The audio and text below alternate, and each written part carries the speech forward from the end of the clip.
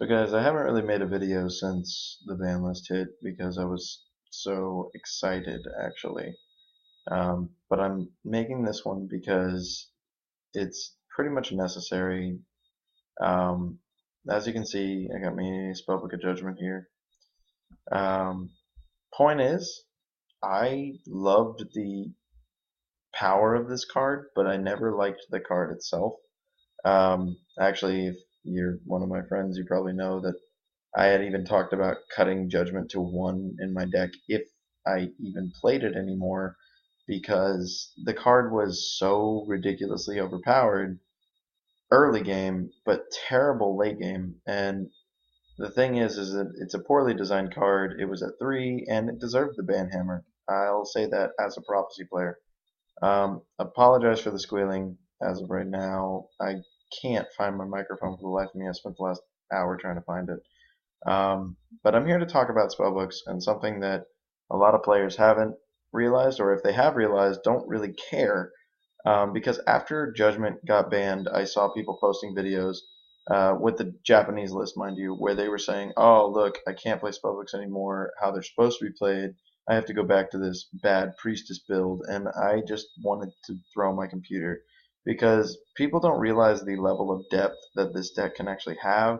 Its capability and the fact that it's really all in the cards on whether or not you win. And it's such a good, like, I have to applaud Konami because it's the only adequate interpretation of an actual archetype that they've done, in my opinion, that follows through with the real source material. I've made a video about the tarot deck before, how all of this deck itself, the entire prophecy archetype, is centered around the tarot deck, and I just have to talk about it because there is a lot of story behind the tarot deck. If you aren't familiar, the tarot deck is the major arcana on top of the primary deck of cards. So if you've ever played with regular playing cards, you're actually playing with a majority of a tarot deck. A tarot deck consists of 22 additional cards that are the major arcana, or the higher versions. The minor arcana are what a typical playing deck looks like. So the major arcana consists of 22 cards. They already tried to do this with Arcana Force, and it kind of flopped, and nobody really cared about chance and BS like that. So they remade it and made this amazing archetype that I can't help but still love despite whatever people say. Now that I've monologued for 3 minutes about stuff that, isn't relevant to the format, let's actually talk about the actual deck itself. When Prophecies were released, they became this powerhouse deck that everybody was excited for because you had a dad. I mean, yeah, you could only use a card once a turn to blow up a card, but you could drop 3 of them with 3 other spellbooks in your hand. So if you had 3 High Priestess, 3 spellbooks in your hand, you'd summon 3 2,500 beaters, blew up 3 cards. Usually that was game. It was enough to do them to down 500 life points. So it's significant how powerful that was. And the thing is that in the initial set that they released, they only had so many cards pertaining to spellbooks. I mean, you had these primary 4 cards that were released in Japan and America, and then we also had a couple of exclusives. Now, the exclusives kind of set the pace for how the deck was going to work.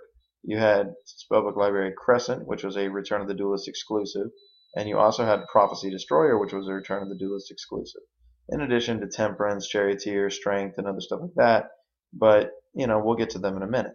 The point is that High Priestess build was basically the only build that anybody wanted to focus on because High Priestess was a 2,500 dad that could be dropped for virtually no cost and was so impressive that nobody really cared.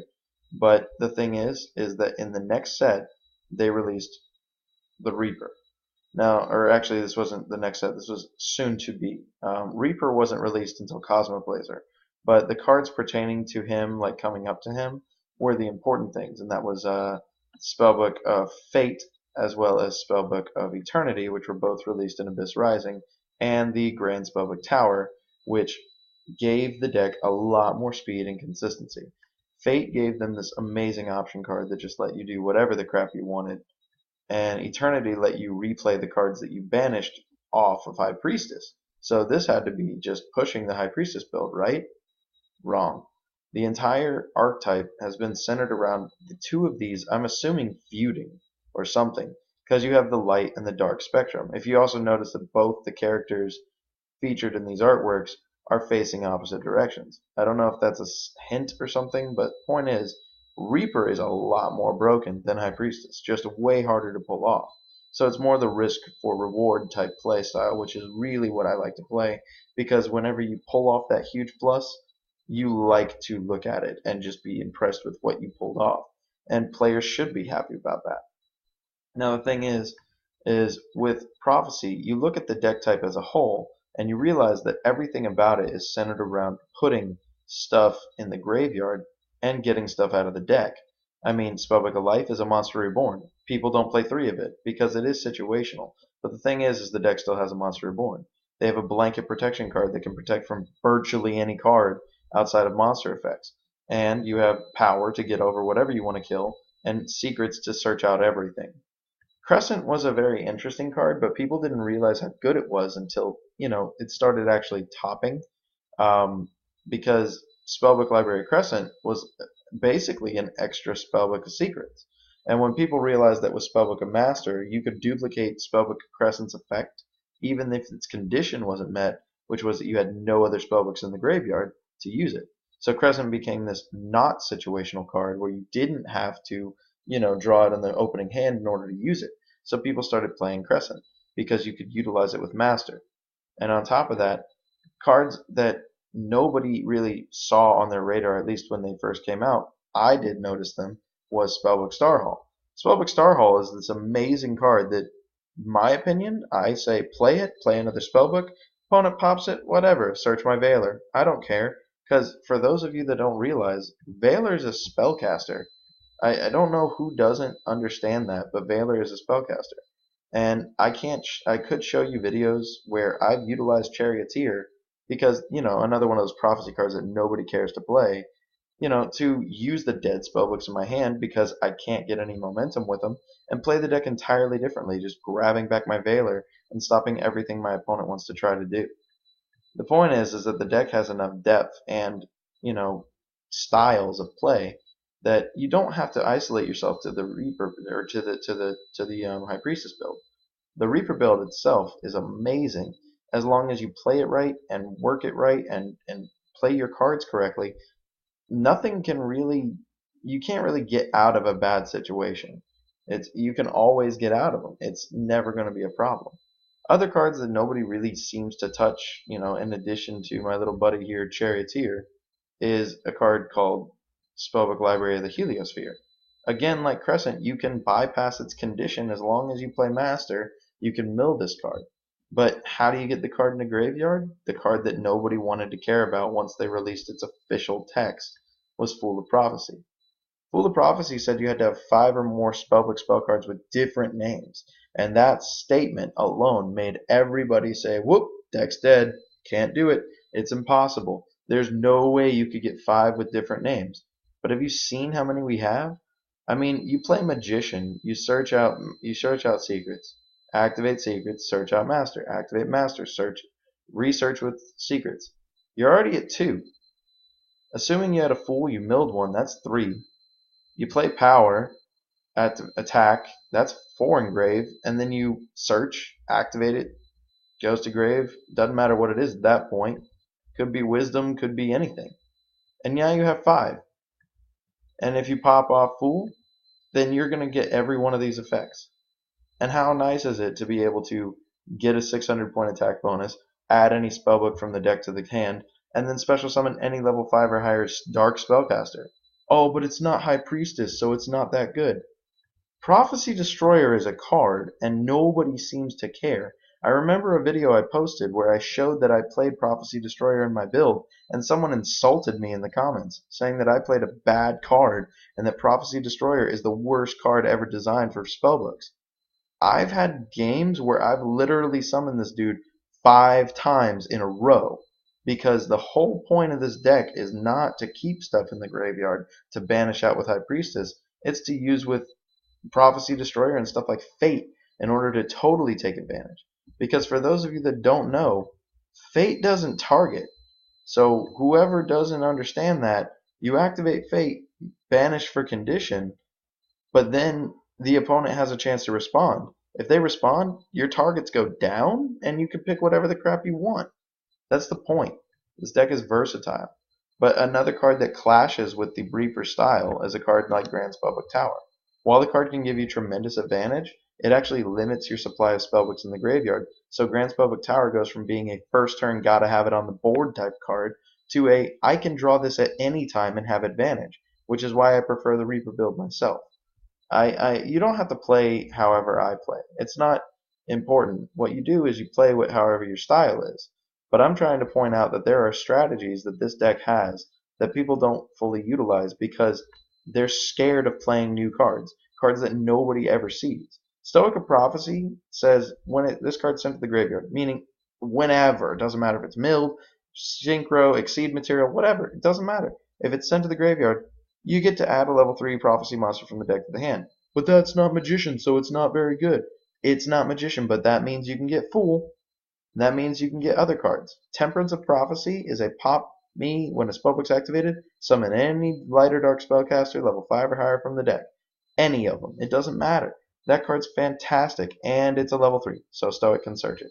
Fool is a level 3. Another card that nobody seems to care about, Hermit of Prophecy. This card blew my mind that nobody even paid attention to, including myself, when it first was released. Each time a spellbook spell card is activated, increase this card's level by 2 and attack by 300. Well, that's inconsistent at best. You might be able to pull off a rank 5. It doesn't have a condition for when the stat gain goes down. That's what I'm trying to tell people now. Not having a condition for a stat gain to go down means that the stat gain is permanent, which means that this little hermit, which I call Gandalf whenever I play him, is amazing. Because Gandalf here, if you play him first turn, activate Spellbook of Secrets, he's a 15 level 5. You activate Spellbook of Master, he's at 18 level 7. You get what I mean? You played 2 spellbooks and you played an 1800 level 7 monster. If you play some type of crazy pseudo dragon ruler prophecy deck, which I don't even want to conceive at the moment, you have anything that's rank 7 right there. Point is Hermit has an indefinite stat gain, which means that his attack points can go up through the roof. I've made a 5,000 attack Hermit in one turn before because of stuff like Starhall, which, mind you, another card that people don't realize stacks until this most recent, World Championship where people were playing 3 of them, and people were even saying, oh, well, maybe we should play, that magical Megaton cannon or whatever that blows up everything on your opponent's field. Because there's so many spell counters on the board because of Starhall.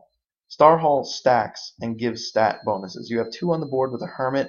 You're gaining an additional 500 attack per spellbook activated permanently. And if the opponent blows any type of them away, meaning the Starhalls, you're getting searches out of your deck for stuff like Valor, who's amazing to search. You have to think about the deck that way.